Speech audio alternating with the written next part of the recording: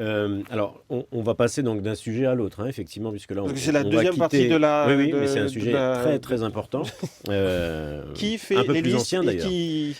Alors, la contestation dont parle Anthony Lecrin sur les listes provinciales, euh, nous, on est contre cette contestation. On estime que tous ceux qui ont satisfait la condition d'établissement et d'installation, c'est-à-dire qui sont au plus tard arrivés physiquement en Nouvelle-Calédonie en novembre 1998, ont acquis le droit, après une dizaine d'années au moins de séjour en Nouvelle-Calédonie, Continue. d'être électeurs au provincial. Je le dis parce que pour évacuer peut-être le premier sujet de la consultation pour le référendum Mhm. de sortie. et de l'inscription donc des nés en Nouvelle-Calédonie sur les listes provinciales, je crois que très très peu, voire aucune contestation émise par l'Union calédonienne, les 6000 personnes dont parle Anthony Lecrin, n'a porté sur des personnes nées en Nouvelle-Calédonie.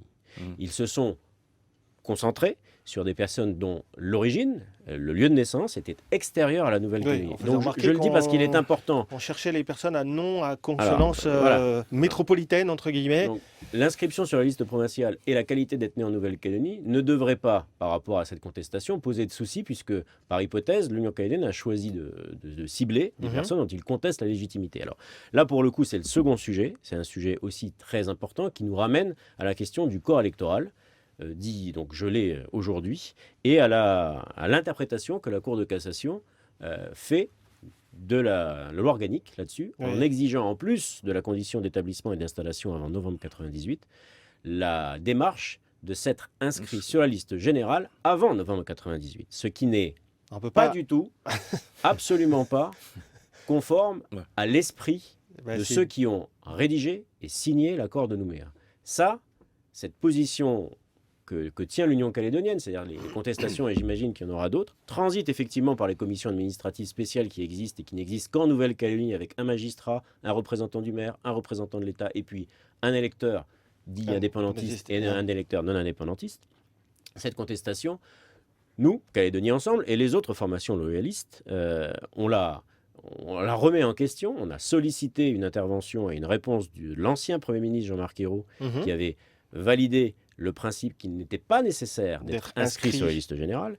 La jurisprudence de la Cour de cassation a évolué et l'actuel Premier ministre, Manuel Valls, s'en tient à la dernière interprétation. S'en tient à l'interprétation juridique par la Cour de cassation. Je voudrais juste rappeler un élément du discours du président de l'Assemblée nationale lorsqu'il est venu en Nouvelle-Calédonie et qui a dit à ce sujet-là, ce n'est pas le droit qui fait la loi, c'est la loi qui doit faire le droit.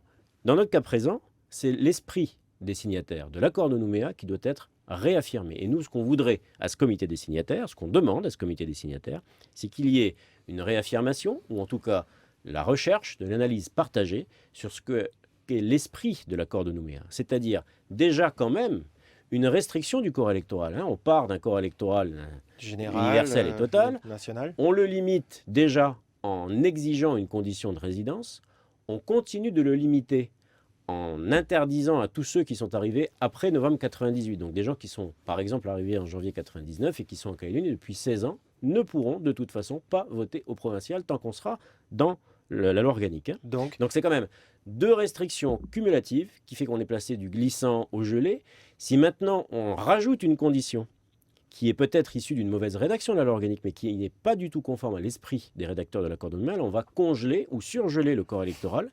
Et c'est pour le coup quelque chose sur lequel il faut véritablement qu'on arrive à trouver, là aussi pour la sincérité et l'absence de contestation des futurs scrutins au provincial, parce que peut-être y en aura-t-il, un accord politique pour trancher définitivement ces questions, qu'on les mette derrière nous et qu'on avance sur d'autres réformes, les réformes institutionnelles et de société.